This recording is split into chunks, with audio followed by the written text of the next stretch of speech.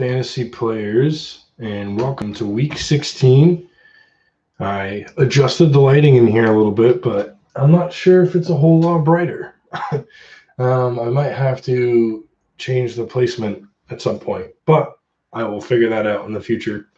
But for now, everybody, welcome in, and thank you for joining me this Sunday before our championship week matchups. I am in one championship. I was in, well, I guess technically 4 different leagues for those of you who haven't been watching. I was in a guillotine league that I got eliminated in probably roughly halfway through the season. And then I'm in a dynasty league. I'm not in that championship. And then I had a Yahoo league, which I missed the playoffs by one spot there. And then I am in an ESPN league with my buddy Brian, and I'm currently in the championship matchup for that. And I'm pretty excited. It's Lamar Jackson versus Christian McCaffrey. I think that's pretty much everybody's fantasy final week matchup. Both teams, one of them's got Lamar, one of them's got McCaffrey for pretty much everybody.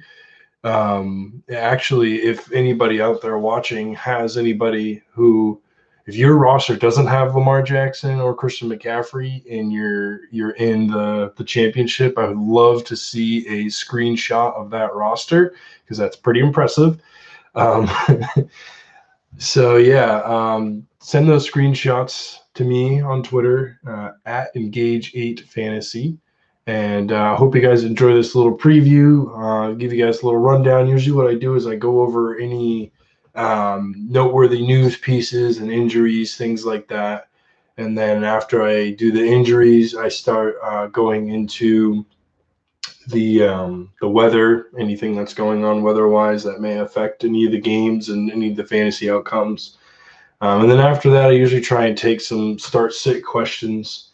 Maybe do like a little bit of DFS advice. Kind of just depends on who's watching and what's going on in the chat and things like that. So I hope you guys all are ready for your Week 16 matchups and ready to crush it. And like Jameis Winston said, hopefully you are ready to eat some W's. One of the weirdest pregame speeches ever. So I hope your NFL teams that you are fans of are doing well, and I hope that your fantasy teams are doing well, obviously. But let's go ahead and jump into some of the injuries and some of the news going on around the league that might affect your fantasy lineups. First up, it looks like Juju Smith-Schuster's Week 16 status is still unsettled. Still not 100% sure on what's going on with Juju. I don't think Juju is somebody that you have to fire up anyways.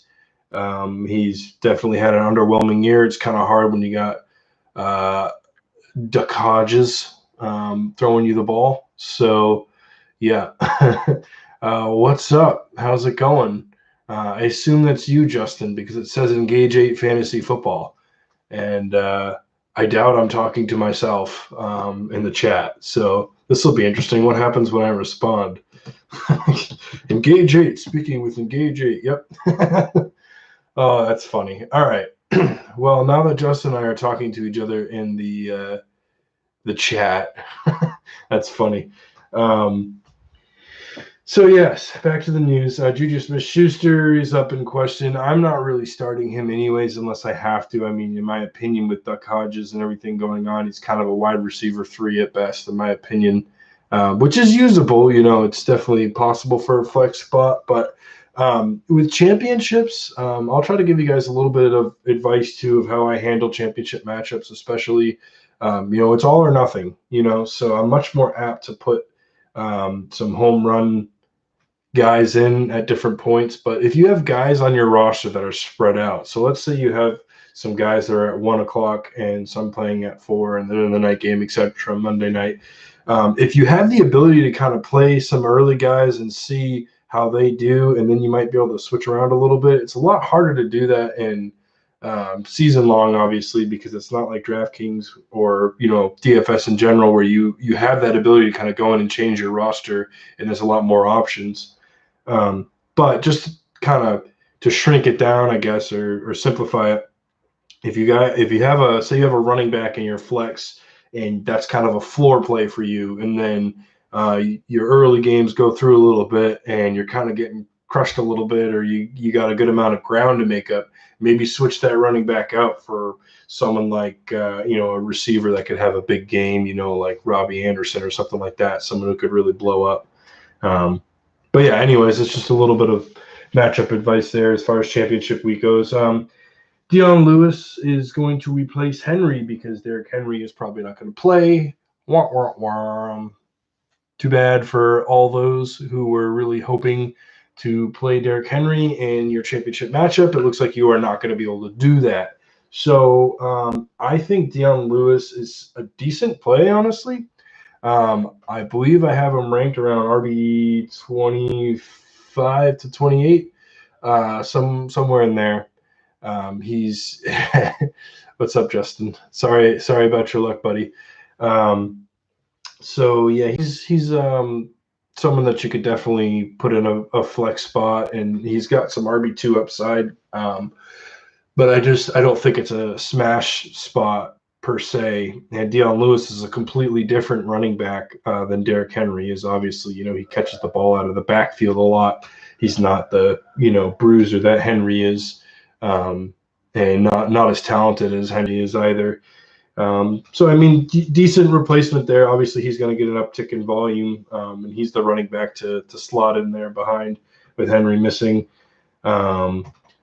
See here, obviously Dalvin Cook is officially out. If you've been living under a rock, maybe you didn't hear that. Dalvin Cook is officially out. Alexander Mattison is still questionable, and it seems like he's going to be a game time decision, which kind of makes this a little iffy. I mean, I'm one of those guys who I hung on to Mattison the entire season, and he's still on my bench. Just hoping, well, not hoping, you don't want to hope for injuries, but just keeping him on my bench just in case, if something were to happen to Dalvin Cook, and then something does happen to Dalvin Cook, but Madison's hurt, so it looks like Mike Boone is going to be the one who's going to get those awesome carries, awesome amount of carries. So it's really kind of tough to figure that backfield out a little bit, just because Mike Boone seems like the most safe play because he's the most likely to play. He's the one who's not on the injury report at all. And if he does play, he's talented. He's been compared to Dalvin Cook a lot as far as some of the players on the team. So yeah, I mean, he's definitely a talented running back, and he should put up RB2 to RB3 numbers with RB1 upside, honestly, in this game. But I mean, it really depends on the health of Madison, because if Madison goes, I really feel like we could definitely see both Madison and Boone kind of splitting a lot of those carries. So Dak is good to go. Let's see, Daniel Jones is the starter for the Giants. Joe Mixon's good to go. He was spotted at practice on Friday. So I think that's pretty much Josh Jacobs is out. I think most of you guys know that. So fire up DeAndre Washington. That's going to be a smash spot for him, especially in DFS. You're going to get him real cheap. Looks like Kerryon Johnson's going to play. I feel like a lot of people knew that. So looking at the Evan Ingram done for the season. Hopefully you heard about that. Matt Stafford's not going to play. Obvious. So yeah, I feel like you guys probably know most of that stuff there. But just a quick side note for DFS, since I brought it up, I love Kerryon Johnson and DeAndre Washington for DFS this week because they're just so cheap. I really like them in cash, especially because I feel like they're going to be pretty chalky, and they're so cheap, and they're going to produce. They're going to get the bulk of the workload, especially Washington will.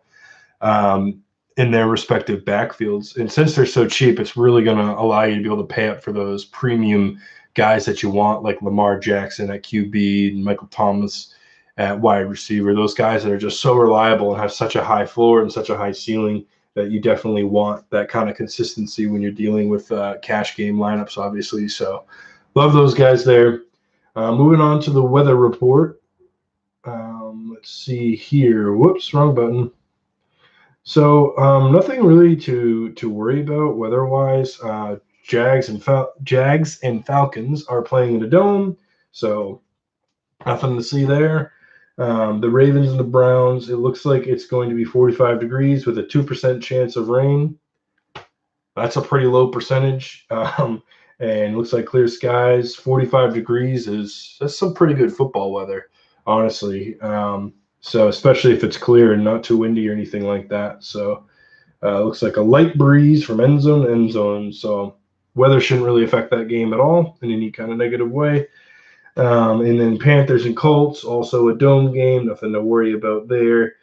Going to the Bengals at the Dolphins, it looks like it's going to be 79 degrees with a 5% chance of rain, very cloudy. Clouds don't really affect the game, obviously. 5% chance of rain, again, not a very high percentage at all. Nice, balmy 79 degrees. That sounds great. I live in New England. It is not 79 degrees here right now. It is much, much colder than that. So, yeah. Would be nice for it to be 79, but looks like we got some moderate winds with strong gusts will blow from end zone to end zone throughout the afternoon. Slight chance of rain again, so a little bit of potential weather issues, but I mean, this is like the toilet bowl anyways. I mean, it's the Bengals versus the Dolphins. I still love the fantasy options on both sides because I feel like they're both going to be able to move the ball on each other. They're both going to be able to score on each other, and neither team is really playing for anything other than a better draft pick than what they currently have. So I expect Andy Dalton and Ryan Fitzpatrick to sling. And I think this game is actually going to be kind of fun to watch. I feel like there's going to be a lot of scoring and a lot of just interesting, fun plays. There's going to be interceptions and fumbles and all that good stuff. So definitely check that game out. Moving on to the Steelers at the Jets. It looks like it's going to be 40 degrees, 2% chance of rain. Again, very, very low percentage of rain. It's going to have sunny skies, cool temperatures, light breeze. Really not going to be a factor in that game. Saints at the Titans is going to be very cloudy, 53 degrees with a 16% chance of rain. So that's a little bit more of a higher percentage than the other games we've been talking about. Light winds overall, and it really shouldn't have a significant impact. I guess just keep an eye on that rain, but it doesn't sound like it's super likely to happen. We've seen teams perform kind of in the rain anyways, as long as you don't get that like heavy, hard hitting and windy and whatnot. Usually it's not too bad with as far as the rain goes. Moving on to the Giants at the Redskins. It looks like it's going to be 44 degrees, 2% chance of rain. Again, very low percentage. Light winds and nothing to really worry about there. So pretty nice weather. Lions at Broncos, again, 0% chance of rain, and relatively calm winds. So nothing to really be too worried about there. Raiders at Chargers, again, 0% chance. It's not too cold, 68 degrees there. Light winds, nothing to worry about. Cowboys at Eagles, clear skies, 40 degrees, 0% chance of precipitation, and light breeze again. Cardinals at Seahawks, we got 46 degrees. There's a 3% chance of rain. Light winds, so again, a chance of rain at that game. I'm not really worried about that either. Packers at Vikings for the Sunday night matchup. Playoff implications there, obviously. That is a dome game again, so nothing to worry about there. And then we got the Chiefs and the Bears, and it looks like it's going to be 39 degrees, so a little chilly, but no precipitation.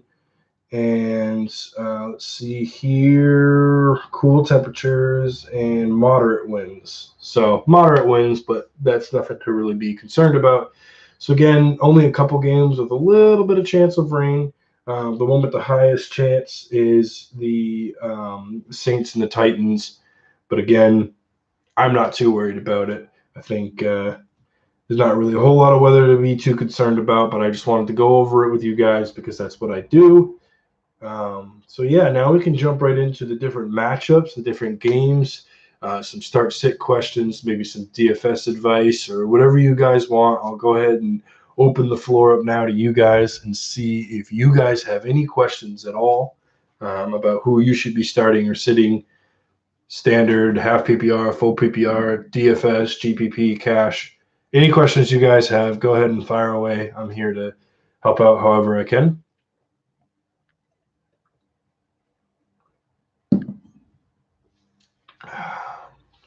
And again, I hope you guys are having a good holiday season. I hope you guys all enjoy Christmas, Hanukkah, New Year's, whatever you guys celebrate. I hope you guys enjoy it. I hope you have a really good time with friends and family and watching football, all that fun stuff. So the floor is yours, guys, if you have any questions coming in. If not, if you guys don't have anything that you're really wondering about, any starter sits that you want to try and get answered, then I can go ahead and sign off here any minute. No sense in me rambling on if there are no questions that you guys want to be answered. Looks like we got Cohen versus Gaskin. It's definitely Cohen for me across all platforms. I think Gaskin gets a little bit of a bump if you're talking standard. But I don't really think Gaskin's necessarily the starter over Patrick Laird, and I don't really trust the Miami backfield. I mean, there's just really nothing to like. I mean, the Chicago offense isn't a whole lot better. Cohen hasn't been doing great, but Cohen's done it before. I haven't seen Gaskin do it. Cohen has the talent and the ability. PPR, it's super easy to go with Cohen, even half PPR and standard as well. I mean, like I said, across all three, it just makes so much sense to go with him there in that spot. Yeah. So then we got a question about the Bengals and Titans defense. That is a good question. I think, yeah, that's kind of rough. Hopefully you got a little bit better of options. I mean, defense is so weird. I mean, you can get points or picks or anything from any kind of a defense. Honestly, it doesn't need to be an elite defense for you to get points. I think the Titans is a better defense, obviously overall, but obviously the Saints have been kind of surgical with the way they've been playing lately.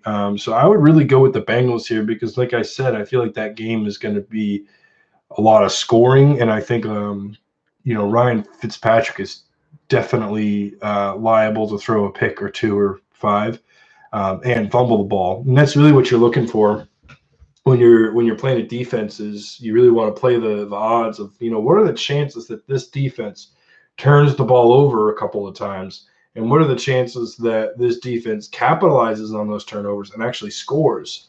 Because obviously defensive touchdowns really boost that score that you get from your defense. So, yeah, it's definitely Bengals for me in that situation. Justin asks, Hunt or Anthony Miller? I'm assuming that you mean Kareem Hunt, and it's going to... It's a good question. I think I'm going to have to lean Anthony Miller there. It just makes sense. He's been so consistent lately, and he's had a good floor, good ceiling, and I really like him a lot. And if we're talking full standard, then I guess I'd rather go with Hunt because I feel like Hunt might actually rush the ball a couple times, might carry the ball and get a few yards there. And obviously, Miller doesn't carry the ball; he's a receiver. So, and Hunt's definitely a receiving back too. But I really feel like they're going to rely on Chubb a lot this week. The Chiefs, because even though the Bears are kind of a toughish defense, it's really been kind of a myth this year. Is you think of them as the Bears and you think of them as this dominant defensive force, and they just haven't been that. I really feel like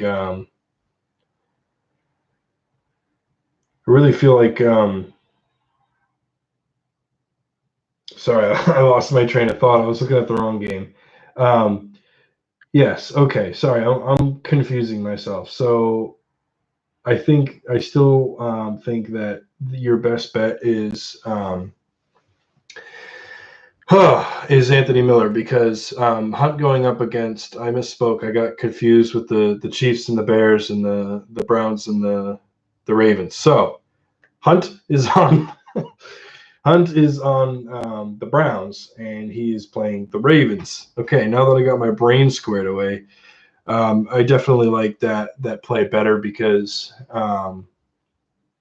the play of Miller, because like I said, he's going to have the volume and he's been consistent. I really feel like they're going to lean on Chubb against the Ravens because they want to try and keep Lamar off the field, and the Ravens defense has been exploitable on the ground at times, so I think their best bet is to like take the ball out of Mayfield's hands and keep it away from those corners that have really been good. And I think if they could kind of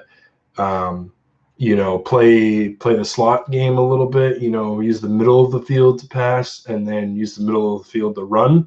I think as long as they focus on the middle of the field, I think they can keep the ball away from Lamar, move the ball against the Ravens, and potentially have success in this game. They've already beat the Ravens once this year. Obviously, that was forever ago at this point.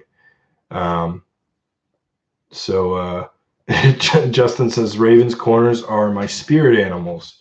All right, all three of them. Well, that's interesting. So next question, we have Dion Lewis, T.Y. Hilton. I would rather do. That's a good question.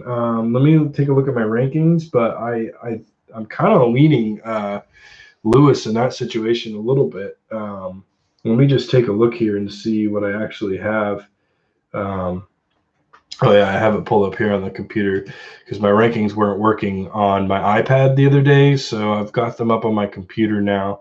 So I'll just do half PPR because I'm not sure if it's a PPR league or not. So I'll do half, so it kind of splits the difference here just to answer the question. And if I go ahead and look up here, so we have Hilton, and I have Hilton 56 overall as far as flex ratings go. And then go ahead and look up Lewis. It looks like he's 67. So I guess I do have Hilton a good amount higher. They're close. They're close as far as flex plays go. But I guess I'll kind of lean the way of Hilton because he's the more proven player. Obviously, he's the number one receiver theoretically in that Colts offense. And as far as if you want to take a look at the matchup, going through the Colts playing against the Panthers have been a very exploitable defense this year. And then going to the Titans, with Lewis, the Saints have not really been that exploitable. They haven't been letting a whole lot happen on the ground. So, I do expect the Colts to try and lean on the run in this game, but, they still have to pass the ball, and Hilton is the best receiver on that team. So I guess I'd lean Hilton's way. So yeah, no problem. I'm glad that I could help you out, Justin, and give you some confirmation across the board. I hope you guys enjoyed. And unless you guys have any other start sits, anybody watching, anything you want to know, again, sorry about my lapse of brain power. I'm very, very tired. I've had very, very busy holiday season so far. A lot of things that I've been trying to get done. I took some time off my main job. So hopefully I can recoup a little bit with some sleep and some relaxation. And I hope you guys do really well on your matchups. And again, come find us on Twitter at Engage8Fantasy. Hit that like button, subscribe. We really appreciate anything that you guys do to support us. And hit me up on Twitter and either tweet at me or DM me. Let me know what you think, what we're doing well, what you'd like to see better. Any kind of feedback, positive, negative, we appreciate it. Again, as I always say, we're working on getting a website worked up here and all kinds of fun stuff to come in the off season. Justin and I are going to keep things going throughout the off season. We have a bunch of content and ideas and things that we want to do. So stay tuned, guys. I really appreciate the support. And I hope you guys have an awesome week. Thanks so much, guys.